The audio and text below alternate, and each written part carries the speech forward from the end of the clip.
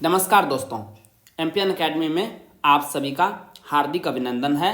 प्रस्तुत है Bihar current affairs. दोस्तों, इस वीडियो में हम लोग जनवरी 2024 महीने के बिहार करंट अफेयर्स से संबंधित 30 महत्वपूर्ण मल्टीपल चॉइस क्वेश्चंस को हिंदी और इंग्लिश दोनों भाषाओं में व्याख्या के साथ हल करेंगे। एमपीएन एकेडमी का टेलीग्राम पेज अवश्य ज्वाइन करें। टेलीग्राम पर सर्च कीजिए एमपीएन एकेडमी, इस प्रकार से लोगो दिखेगा। क्या क्या मिलेगा आपको इसमें? बीपीएससी से संबंधित अपडेटेड न्यूज आपको मिलेगी। बीपीएससी प्रिपरेशन से संबंधित स्ट्रेटजी और प्लानिंग की पीडीएफ आपको फ्री में उपलब्ध कराई जाती है। टेस्ट सीरीज जो ऐप पोर्टल पर उपलब्ध कराया जाता है, उसका सिलेबस और टॉपर का रिजल्ट भी एमपीएन एकेडमी ऐप के कोर्सेस और यूट्यूब के वीडियो अपडेट्स भी आपको मिलेंगे, तो इस पेज को अवश्य ज्वाइन कीजिए। पहला प्रश्न है, नीतीश कुमार ने बिहार में 9वीं बार मुख्यमंत्री के रूप में कब शपथ ली? When did Nitish Kumar took oath for the 9th time as the Chief Minister of Bihar? The right answer is option number D, 28 January 2024। Date से संबंधित प्रश्न अक्सर बीपीएससी में पूछे जाते हैं। 28 जनवरी को इन्होंने मुख्यमंत्री पद से इस्तीफा दे दिया और राजद और कांग्रेस के साथ महागठबंधन तोड़ दिया और भाजपा के नेतृत्व वाले एनडीए गठबंधन में फिर से शामिल हो गए। इसी दिन इन्होंने राज्यपाल राजेंद्र अर्लेकर द्वारा 9वीं बार मुख्यमंत्री पद की शपथ ली। इसमें बीजेपी, जदयू और हम पार्टी के 8 विधायक मंत्री बने। भाजपा के सम्राट चौधरी और विजय सिन्हा को उप मुख्यमंत्री बनाया गया है। अन्य मंत्री हैं विजेंद्र प्रसाद यादव, प्रेम कुमार, विजय चौधरी, श्रवण कुमार, संतोष सुमन और सुमित सिंह। नीतीश कुमार किस वर्ष पहली बार बिहार के मुख्यमंत्री बने थे? In which year did Nitish Kumar become the chief minister of Bihar for the first time? The right answer is option number B, 2000 में। 24 साल पहले 3 मार्च 2000 ईस्वी को नीतीश कुमार ने पहली बार राज्य के मुख्यमंत्री पद की शपथ ली थी। हालांकि उनकी यह सरकार 7 दिनों तक ही चल पाई। दूसरी बार 24 नवंबर 2005 को पूर्ण बहुमत के साथ, तीसरी बार 26 नवंबर 2010 को, फिर 22 फरवरी 2015, फिर 20 नवंबर 2015, फिर 27 जुलाई 2017, फिर 16 नवंबर 2020, फिर 10 अगस्त 2022 और फिर 9वीं बार 28 जनवरी 2024। ये बिहार के सबसे लंबे समय तक सेवा करने वाले मुख्यमंत्री हैं और 9वीं बार भी इस पद पर बने हुए हैं। वर्तमान समय में बिहार विधानसभा में किस पार्टी के विधायकों की संख्या सबसे अधिक है? At present which party has the highest number of MLAs in the Bihar assembly? The right answer is option number A, RJD, राष्ट्रीय जनता दल। बिहार की 243 सदस्यीय विधानसभा में कुल बहुमत के लिए आंकड़ा चाहिए 122। राजद वर्तमान में 79 विधायकों के साथ सबसे बड़ी पार्टी है। भाजपा 78 विधायकों के साथ विधानसभा में दूसरी सबसे बड़ी पार्टी है और जदयू के 45 विधायक हैं। जीतन राम मांझी के 9 महीने के कार्यकाल को छोड़ 2005 से नीतीश कुमार लगातार मुख्यमंत्री बने हुए हैं। मुख्यमंत्री नीतीश कुमार का राजनीतिक जीवन किस पार्टी से शुरू हुआ था? With which party did the political career of chief minister Nitish Kumar start? The right answer is option number B, Janata party. एक राजनेता के रूप में अपनी शुरुआती वर्षों के दौरान वह राम मनोहर लोहिया, एसएन सिन्हा, कर्पूरी ठाकुर और वीपी सिंह के साथ जुड़े थे। इन्होंने 1974 से ही सक्रिय राजनीति में भाग लेना शुरू कर दिया, जब 1974 और 77 के बीच जयप्रकाश नारायण, जेपी नारायण के आंदोलन में भाग लिया और सत्येंद्र नारायण सिन्हा की अध्यक्षता वाली जनता पार्टी में शामिल हो गए। इन्होंने 1985 में हरनौत से पहली बार राज्य विधानसभा का चुनाव लड़ा और जीता। बिहार के कितने हस्तियों को अब तक भारत रत्न से सम्मानित किया गया है? How many personalities from Bihar have been honoured with Bharat Ratna award so far? The right answer is option number D, 5। Bihar के पूर्व मुख्यमंत्री और जननायक कर्पूरी ठाकुर को सर्वोच्च नागरिक सम्मान मरणोपरांत भारत रत्न से सम्मानित किया गया है। कर्पूरी ठाकुर भारत रत्न पाने वाले बिहार की 5वीं शख्सियत है। इससे पहले डॉक्टर विधान चंद्र राय, प्रथम राष्ट्रपति डॉक्टर राजेंद्र प्रसाद, लोक नायक जयप्रकाश नारायण और बिस्मिल्लाह खान भारत रत्न से नवाजे जा चुके हैं। इन सभी विभूतियों को मरणोपरांत भारत रत्न मिले हैं। यदि आप 70वीं बीपीएससी परीक्षा के करंट अफेयर्स का पीडीएफ प्राप्त करना चाहते हैं तो इसके बारे में जानकारी यहाँ दी जा रही है। लेकिन आइए इससे पहले जानते हैं कि एमपीएन एकेडमी ऐप ही क्यों? क्योंकि दोस्तों हमने करके दिखाया है। 2020 से लेकर के 2022 तक सिर्फ करंट अफेयर्स का पीडीएफ कोर्स ही एमपीएन एकेडमी ऐप पर उपलब्ध था, जिसमें हर एग्जाम में लगभग 30 प्रश्न टैली हुए हैं। आप वीडियो पॉज करके देख सकते हैं सभी एग्जाम्स की डिटेल। 68वीं और 69वीं बीपीएससी के लिए, जो कि 2023 में आयोजित किया गया था, diamond static GK test series भी प्रोवाइड किया गया करंट अफेयर्स के अलावा। और 30 से बढ़ करके ये टैली चला गया है 45। और इस बार 70वीं बीपीएससी के लिए हमने एनसीईआरटी का कोर्स लॉन्च किया है और असली धमाका होगा 2024 में। तीनों कोर्स मिला करके 70वीं बीपीएससी में हमारा टैली का टारगेट है 120, यानी 150 में से 120 प्रश्न टैली करना है और सिलेक्शन को पक्का करना है। दोस्तों, इन एग्जाम्स में एम्पियन एकेडमी ऐप से टैली किए गए सारे प्रश्नों की पूरी डिटेल वीडियो के रूप में आपको टेलीग्राम पेज पर मिल जाएगी। साल भर का करंट अफेयर्स आप केवल 18 घंटे में रिवाइज कर पाएंगे। क्या क्या मिलेगा आपको? 3 तरह के कंटेंट मिलेंगे। वीकली करंट एमसीक्यूज नेशनल और इंटरनेशनल का, एक पीडीएफ को रिवाइज करने में 6 मिनट का समय लगेगा। कुल 50 पीडीएफ के लगभग आपको साल भर में प्रोवाइड किया जाएगा, तो 5 घंटे में इसे आप रिवाइज कर पाएंगे। मंथली करंट अफेयर्स के शॉर्ट नोट्स नेशनल और इंटरनेशनल के 12 पीडीएफ मिलेंगे, हर एक महीने का एक पीडीएफ। एक पीडीएफ को रिवाइज करने में 30 मिनट का समय लगेगा, कुल 6 घंटे में इसे रिवाइज कर लेंगे। और बिहार मंथली करंट अफेयर्स के 14 पीडीएफ आपको मिलेंगे, जिसमें बजट और इकोनॉमिक सर्वे यहाँ भी प्रोवाइड किया जाएगा और यहाँ भी। एक पीडीएफ को रिवाइज करने में 30 मिनट, कुल 7 घंटे। इस प्रकार से 18 घंटे में साल भर का करंट अफेयर्स आप एक बार रिवाइज कर पाएंगे। एम्पियन एकेडमी ऐप पर 2 प्रकार के टेस्ट सीरीज आपको मिलेंगे। एक है एनसीईआरटी टेस्ट सीरीज, बिल्कुल न्यू बीपीएससी और यूपीएससी स्टाइल वाले एमसीक्यूज आपको मिलेंगे। टोटल 36 सेट मिलेगा आपको, क्लास वाइज और सब्जेक्ट वाइज, और एक टेस्ट में प्रश्नों की संख्या रहेगी 100। दूसरा टेस्ट है diamond static GK test series, whole syllabus का टेस्ट आपको मिलेगा। एक टेस्ट में 120 प्रश्न रहेंगे और सेट की संख्या रहेगी 25। दोनों टेस्ट सीरीज आपको निगेटिव मार्किंग के साथ उपलब्ध है। आपको 70वीं बीपीएससी प्रारंभिक परीक्षा के ये पीडीएफ और टेस्ट सीरीज मिलेगा कैसे? गूगल प्ले स्टोर पर एम्पियन एकेडमी टाइप कीजिए, इस तरह का लोगो दिखेगा, ऐप को इंस्टॉल कीजिए। ओटीपी देने के बाद ऐप खुलेगा। स्टोर सेक्शन में नीचे चले जाइएगा, वहां पर आपको कोर्सेस मिलेंगे। 3 प्रकार के कोर्सेस उपलब्ध हैं। करंट अफेयर्स पीडीएफ कोर्स 70वीं बीपीएससी के लिए, टेस्ट सीरीज 2 प्रकार के एनसीईआरटी और diamond static GK test series. Course पर क्लिक करते ही नीचे पेमेंट का लिंक मिलेगा। बहुत ही मामूली शुल्क के साथ ये टेस्ट सीरीज और करंट अफेयर्स के पीडीएफ आपको प्रोवाइड किए जा रहे हैं। पेमेंट करते ही कंटेंट सेक्शन में आपको सारे स्टडी मटेरियल्स उपलब्ध करा दिए जाएंगे। 2024 में कर्पूरी ठाकुर की कौन सी जयंती मनाई गई? Which birth anniversary of Karpoori Thakur is being celebrated in 2024? The right answer is option number C, 100वीं। कर्पूरी ठाकुर का जन्म बिहार के समस्तीपुर जिले के पिथौंजिया, जिसे अब कर्पूरी गांव के नाम से जाना जाता है, में 24 जनवरी 1924 को हुआ और इस प्रकार 2024 में इनकी 100वीं जयंती मनाई जा रही है। कर्पूरी ठाकुर की राजनीतिक करियर की शुरुआत प्रजा सोशलिस्ट पार्टी से हुई थी। इसके बाद वे जनता पार्टी से जुड़ गए। 1952 में सोशलिस्ट पार्टी से ताजपुर से विधायक बने।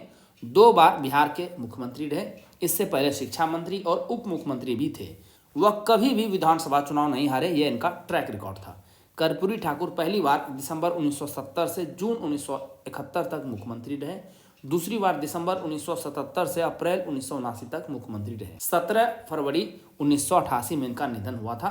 बतौर मुख्यमंत्री इन्होंने बिहार में शराबबंदी पर पूर्ण प्रतिबंध लगाया था। हिंदी भाषा के समर्थन के नाते शिक्षा मंत्री के रूप में मैट्रिक की परीक्षा से अंग्रेजी को इन्होंने समाप्त किया था। बिहार के कितने व्यक्तियों को पद्म पुरस्कार 2024 से सम्मानित किया गया है? How many persons from Bihar have been honoured with Padma award 2024?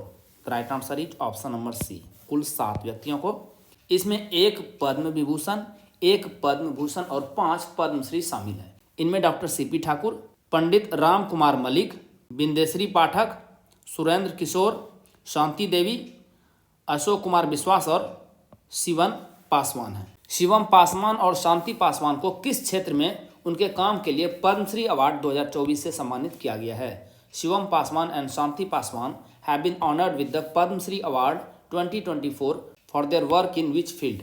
The right answer is option number C, Godna painting, tattoo painting.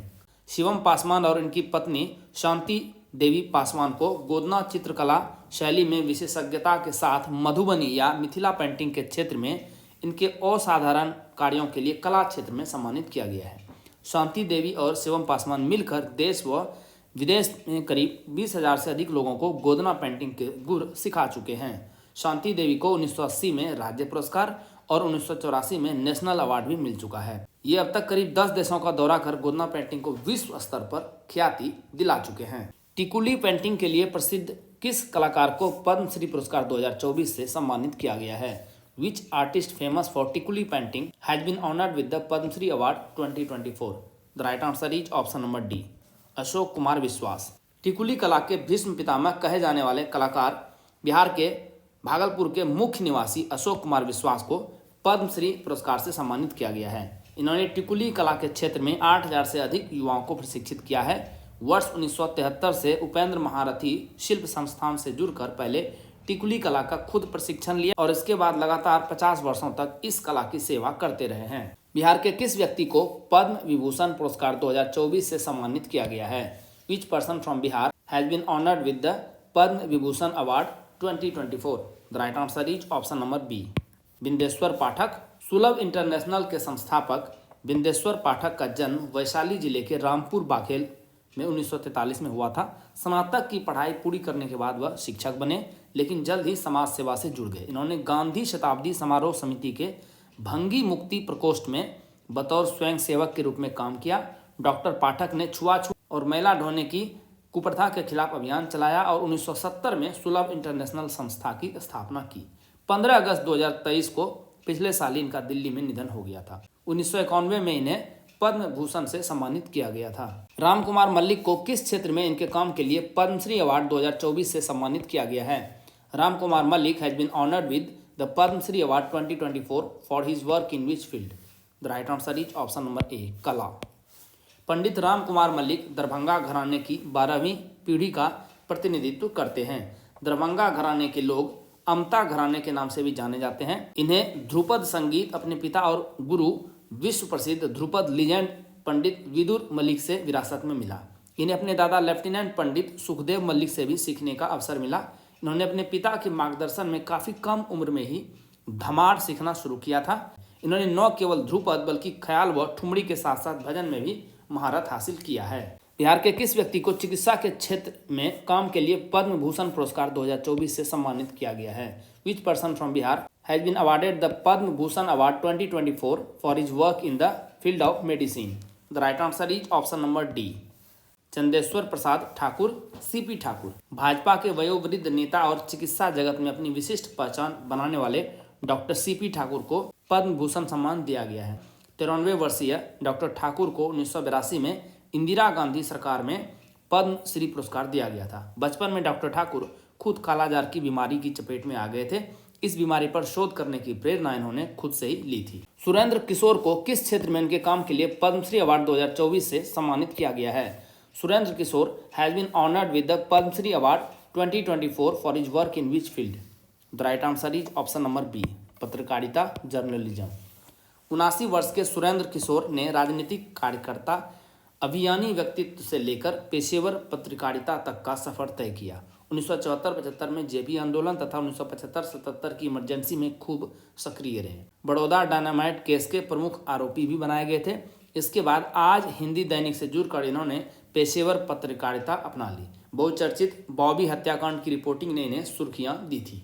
विश्व की सबसे ऊंची माता सीता की 251 फीट की प्रतिमा का निर्माण बिहार के किस जिले में किया जा रहा है? In which district of Bihar is the world's tallest 251 feet statue of mother Sita being constructed? The right answer is option number B, Sitamarhi.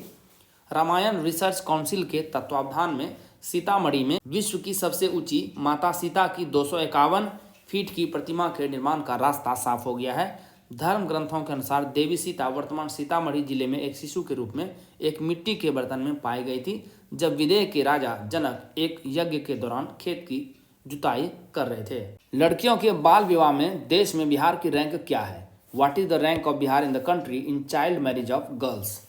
The right answer is option number ए, पहले स्थान पर है। लैंसेट ग्लोबल हेल्थ जर्नल की हालिया research report के अनुसार 1993 से 2021 के बीच बचपन में लड़कियों की शादी की संख्या में 50 लाख की कमी आई है। 4 राज्य ऐसे हैं जिनका देश की कुल संख्या में 50% हिस्सेदारी है। 2021 में लड़कियों के बाल विवाह में बिहार की सबसे ज़्यादा हिस्सेदारी रही 16.7%। इसके बाद पश्चिम बंगाल रहा 15.2%, उत्तर प्रदेश 12.5% और महाराष्ट्र 8.2%। लड़कों की विवाह की बात करें तो गुजरात का सबसे ज़्यादा हिस्सा रहा है 29% का। इसके बाद बिहार का रहा है 16.5%, पश्चिम बंगाल का 12.9% और उत्तर प्रदेश का 8.2%। बचपन में शादी करने वाले लड़कों में इन्हीं 4 राज्यों का 60% हिस्सा है। बिहार के कितने जिलों में मिशन सुरक्षा की शुरुआत की गई है? In how many districts of Bihar has mission Suraksha been started? The right answer is option number B, 18 जिलों में। बिहार पुलिस द्वारा शुरू मिशन सुरक्षा के तहत हर जिले में अब ड्रोन पुलिस यूनिट की स्थापना होगी। मिशन सुरक्षा का उद्देश्य अपराध की जड़ पर चोट करना है। विभिन्न नदियों के आसपास का दियारा क्षेत्र अपराधियों की शरण स्थली बन रहा है। खासकर शराब एवं अन्य मादक पदार्थों की तस्करी, अवैध हथियारों की तस्करी, निर्माण आदि में इनका इस्तेमाल हो रहा है। इन इलाकों में प्रभावी पुलिसिंग और शांति व्यवस्था के उद्देश्य से 18 जिलों के दियारा क्षेत्र की पहचान की गई है। इन चिन्हित क्षेत्रों में 50 पुलिस कैंप भी बनाए जाएंगे। 243 मीटर ऊंची दुनिया की सबसे बड़ी प्रतिमा का निर्माण बिहार के किस शहर में किए जाने की घोषणा की गई है? In which city of Bihar has it been announced that the world's tallest statue 243 metre high will be constructed? The right answer is option number B, Patna. दुनिया की सबसे बड़ी प्रतिमा पटना में गंगा के किनारे बनेगी। देश के पहले राष्ट्रपति डॉक्टर राजेंद्र प्रसाद की यह प्रतिमा 243 मीटर ऊंची होगी। पटना के गांधी मैदान में आयोजित गणतंत्र दिवस समारोह 2024 की झांकी में प्रथम पुरस्कार किसे मिला है? Who has got the first prize in the tableau of Republic Day celebration 2024 organised at Gandhi Maidan, Patna? The right answer is option number D, नगर विकास एवं आवास विभाग, urban development and housing department. इस मौके पर राज्यपाल राजेंद्र विश्वनाथ आर्लेकर ने झंडोत्तोलन किया था। गांधी मैदान में निकाली गई 14 झांकियों में से नगर विकास एवं आवास विभाग पटना नगर निगम की झांकी थी। कबाड़ से कमाल थीम पर बनाई गई। आई लव चकाचक पटना को पहला पुरस्कार मिला है। झांकी में 3R थीम, रिड्यूस, रिसाइकिल और रीयूज को इस्तेमाल किया गया। दूसरे स्थान पर रहा खेल प्राधिकरण यानी स्पोर्ट्स अथॉरिटी की झांकी। विधि विभाग और कृषि विभाग को तीसरा पुरस्कार मिला है। खेलो इंडिया तैराकी प्रतियोगिता में बिहार के किस खिलाड़ी ने 2 स्वर्ण पदक जीता है? Which player from Bihar has won 2 gold medals in Khelo India swimming competition? The right answer is option number D, Katyayani Singh. Odisha की राजधानी भुवनेश्वर में खेलो इंडिया तैराकी प्रतियोगिता में बिहार की कात्यायनी सिंह ने 2 स्वर्ण पदक जीत लिए हैं। कात्यायनी ने अंडर 15 गर्ल्स की फ्री स्टाइल तैराकी और इंडिविजुअल मेडल में भी स्वर्ण पदक हासिल किया। वे बिहार की पहली तैराक हैं जिन्होंने ये उपलब्धि हासिल की है। खेलो इंडिया यूथ गेम्स में बिहार की किस एथलीट ने 1500 मीटर दौड़ में स्वर्ण पदक जीता है? Which athlete from Bihar has won the gold medal in 15 metre race in Khelo India Youth Games? The right answer is option number B, Durga Singh. Tamil Nadu में खेले गए खेलो इंडिया यूथ गेम्स में दुर्गा ने यह पदक लड़कियों की एथलेटिक्स स्पर्धा के 1500 मीटर दौड़ में हासिल किया। दुर्गा गोपालगंज की रहने वाली हैं। दुर्गा ने इस स्पर्धा में खेलो इंडिया यूथ गेम्स का नया राष्ट्रीय रिकॉर्ड भी स्थापित किया। इससे पहले बिहार के प्रहलाद कुमार इस प्रतियोगिता के ट्रैक साइकिलिंग रेस में सिल्वर मेडल प्राप्त कर चुके हैं। श्री राम जानकी मेडिकल कॉलेज का उद्घाटन बिहार के किस जिले में किया गया है? Shri Ram Janaki medical college has been inaugurated in which district of Bihar? The right answer is option number D, Samastipur. मुख्यमंत्री नीतीश कुमार ने समस्तीपुर के सराय रंजन में 592 करोड़ रुपए की लागत से बने 500 बेड के श्री राम जानकी मेडिकल कॉलेज अस्पताल का उद्घाटन किया। इन्होंने घोषणा की कि श्री राम जानकी मेडिकल कॉलेज अस्पताल को 1000 बेड की क्षमता का बनाया जाएगा। यहाँ 100 छात्र छात्राओं के दाखिले की व्यवस्था है। इसकी संख्या भी बढ़ाई जाएगी। श्री राम जानकी मठ द्वारा इस अस्पताल के निर्माण के लिए जमीन दान दी गई थी, इसीलिए इसका नाम रखा गया है Shri Ram Janaki medical college and hospital, Samastipur. Bihar के किस छात्रा को राष्ट्रीय युवा पुरस्कार 2020-21 से सम्मानित किया गया है? Which student of Bihar has been honoured with the National Youth Award 2020-21? The right answer is option number B, Sakshi Anand. इस वर्ष नासिक महाराष्ट्र में 27वें राष्ट्रीय युवा महोत्सव में पटना सिटी और चाणक्य नेशनल लॉ यूनिवर्सिटी के LLM की छात्रा साक्षी आनंद को राष्ट्रीय युवा पुरस्कार 2020-21 से सम्मानित किया गया।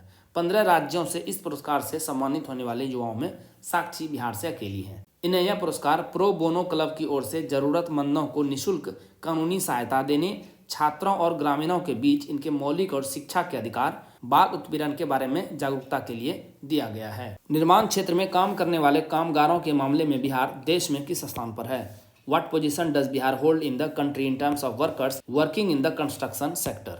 The right answer is option number B.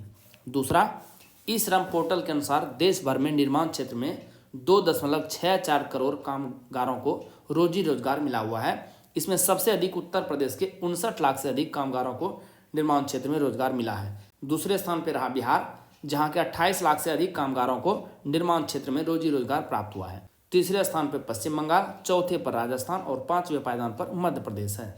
Bihar Laghu Udyami योजना के तहत प्रत्येक लाभुक को कुल कितने रुपए की सहायता प्रदान की जाएगी? How much total assistance will be provided to each beneficiary under Bihar Laghu Udyami योजना?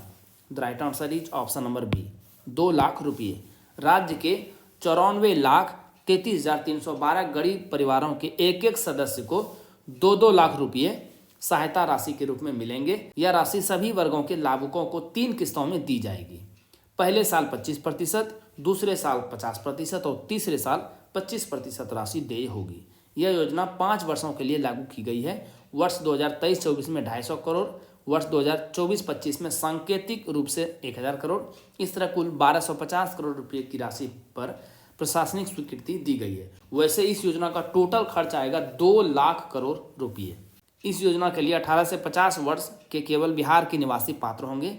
लाभुकों की पारिवारिक आय 6000 रुपये मासिक से अधिक नहीं होनी चाहिए। यह जो डेटा आया है 94,33,312 गरीब परिवारों का, यह डेटा है बिहार जाति आधारित गणना, बिहार कास्ट बेस्ड सेंसस से। बिहार सरकार के उद्योग विभाग को भारत सरकार के वाणिज्य और उद्योग मंत्रालय ने किस श्रेणी में स्टार्टअप पुरस्कार 2022 से सम्मानित किया है? In which category the industries department of Bihar has been awarded the startup award 2022 by the Ministry of Commerce and Industry, Government of India? The right answer is option number D, aspiring leader. Startup क्षेत्र को मजबूत ecosystem विकसित करने के लिए बिहार को aspiring leader यानी आकांक्षी नेतृत्व पुरस्कार मिला है। स्टार्टअप दिवस 16 जनवरी को नई दिल्ली में हुए समारोह में बिहार को यह पुरस्कार दिया गया। स्वच्छ सर्वेक्षण 2023 में बिहार के किस 2 शहर को कचरा मुक्त शहर गार्बेज फ्री सिटी के पुरस्कार के लिए चयनित किया गया है? Which 2 cities of Bihar have been selected for the garbage free city award in Swachh Survekshan 2023? The right answer is option number A, Patna और सुपौल। पटना 1 लाख से अधिक आबादी वाले शहर, जबकि सुपौल 1 लाख से कम आबादी वाले शहरों की सूची में बिहार का सबसे साफ शहर रहा। बिहार के सुपौल शहर की चकाचक सड़कें, कचरे का बेहतर प्रबंधन करने को लेकर नगर परिषद सुपौल ने गार्बेज फ्री सिटी में नंबर 1 का रैंक प्राप्त किया।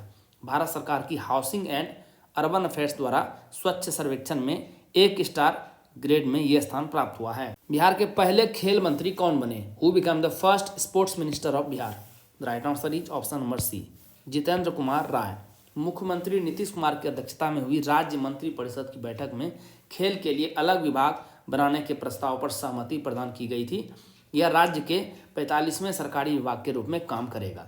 इस समय यह एक निदेशालय के रूप में कला, संस्कृति व युवा विभाग के अधीन संचालित होता था। अब खेल विभाग पूरी तरह स्वतंत्र रूप से काम करेगा। यह विभाग खेल से जुड़ी तमाम गतिविधियों को संचालित और नियंत्रित करेगा। हालांकि ये मंत्री महागठबंधन सरकार के थे। अब देखिए कौन बनते हैं एनडीए के खेल मंत्री। स्वच्छ सर्वेक्षण पुरस्कार 2023 में राज्यों की रैंकिंग में बिहार को कौन सा स्थान मिला है? What position has Bihar got in the ranking of states in Swachh Survekshan award 2023? The right answer is option number B, 15वां स्थान। बिहार को 1815.25 अंक प्राप्त हुआ है। पहले स्थान पर महाराष्ट्र है, दूसरे स्थान पर मध्य प्रदेश और तीसरे स्थान पर छत्तीसगढ़ है। बिहार से ओडीएफ सर्टिफिकेट वाले शहरों की संख्या कितनी है? 86। पटना नगर निगम को ओडीएफ प्रमाण पत्र में वाटर प्लस प्राप्त हुआ है। स्वच्छ सर्वेक्षण पुरस्कार 2023 में 1 लाख से अधिक आबादी वाले शहरों में पटना की रैंक क्या है? What is the rank of Patna among cities with population more than 1 lakh in Swachh Survekshan awards 2023? The right answer is option number C, 77। 1 lakh से अधिक आबादी वाले शहरों में पटना का स्थान 77वां है। देश के 446 शहर इस वर्ग में शामिल हैं। इसमें राज्य के 31 शहर शामिल हैं। गया 272वें व बक्सर 299वें स्थान पर है। पिछले वर्ष 10 लाख से अधिक आबादी वाले शहरों में पटना 38वें स्थान पर था। राज्य की स्मार्ट सिटी का दर्जा प्राप्त शहरों को देखें तो पटना को छोड़ के अन्य 3 पिछड़ गए हैं। ऑल इंडिया रैंकिंग में मुजफ्फरपुर 3542 में, बिहार शरीफ 3574वें और भागलपुर 3831वें स्थान पर है। राज्य के बड़े शहरों का प्रदर्शन ठीक नहीं रहा है, वैसे पटना चकाचक हो रहा है एज पर रिपोर्ट्स। दोस्तों, जैसा कि बताया गया है, इस वीडियो लेक्चर का PDF आपको हिंदी और इंग्लिश दोनों भाषाओं में अलग अलग फुल डिस्क्रिप्शन के साथ एमपीएन अकेडमी ऐप पर प्राप्त होगा। दोस्तों, इन PDF के सारे आप इस वीडियो लेक्चर को आसानी से 5 से 6 मिनट में रिवाइज कर पाएंगे, जिससे आपका बहुत सारा समय बचेगा, जिससे आप स्टैटिक पोर्शन पर खर्च कर सकते हैं और अपने टाइम को बेटर मैनेज कर सकते हैं। दोस्तों, एमपीएन अकेडमी ऐप का लिंक आपको इस वीडियो के डिस्क्रिप्शन बॉक्स और पिन्ड कमेंट सेक्शन में मिल जाएगा। चलिए अंतिम प्रश्न को हल करते हैं। सुकन्या समृद्धि योजना के बारे में निम्नलिखित कथनों पर विचार कीजिए। Consider the following statements about Sukanya Samriddhi Yojana. सही उत्तर को चुनना है, एक एक कर सभी को देखते हैं। यह बेटी बचाओ बेटी पढ़ाओ अभियान का हिस्सा है, बिल्कुल सही है। इसे 22 जनवरी 2015 को लॉन्च किया गया था, यह भी सही है। 10 वर्ष से कम उम्र की बालिकाओं के माता पिता इस योजना के तहत खाता खुलवा सकते हैं, यह भी सही है। अकाउंट को बालिका के किस वर्ष तक या 18 वर्ष की आयु के बाद इसकी शादी होने तक चलाया जा सकता है, यह भी सही है। तो सही जवाब हो जाएगा ऑप्शन नंबर डी। 1, 2, 3 और 4 सभी सही हैं। न्यूज में अभी क्यों है? डाक विभाग बिहार सर्किल में वित्तीय वर्ष 2023-24 में खोले गए सुकन्या समृद्धि खाते से 1 लाख से अधिक बेटियों का भविष्य सुरक्षित हुआ है। 1 अप्रैल 2023 से 28 दिसंबर तक 1.15 लाख खाते खोले गए, तो बिहार टॉप 5 में आ गया है। दिसंबर 2024 महीने के बिहार करंट अफेयर से संबंधित जितने भी प्रश्न बन सकते थे उसे हमने 30 MCQs में शामिल किया है, लेकिन इसके अलावा भी बहुत सारे अतिरिक्त करंट अफेयर्स होते हैं जो उतने इंपॉर्टेंट नहीं होते हैं लेकिन एग्जाम्स में दिखाई दे जाते हैं। इसी के लिए हमने ये चलते चलते का सेक्शन बनाया है। इसमें करंट अफेयर्स के कंटेंट आपको पॉइंट वाइज फॉर्मेट में PDF के रूप में मिलेंगे। इसे वीडियो में शामिल नहीं किया जा रहा है क्योंकि इससे वीडियो काफ़ी लंबा हो जाएगा। दोस्तों, इसी के साथ बिहार करंट अफेयर्स के इस संस्करण को समाप्त करने की आपसे इजाज़त चाहूँगा। वीडियो देखने के लिए बहुत बहुत धन्यवाद। Thank you very much. जल्द ही मिलते हैं अगले वीडियो में। All the best for your exam preparation.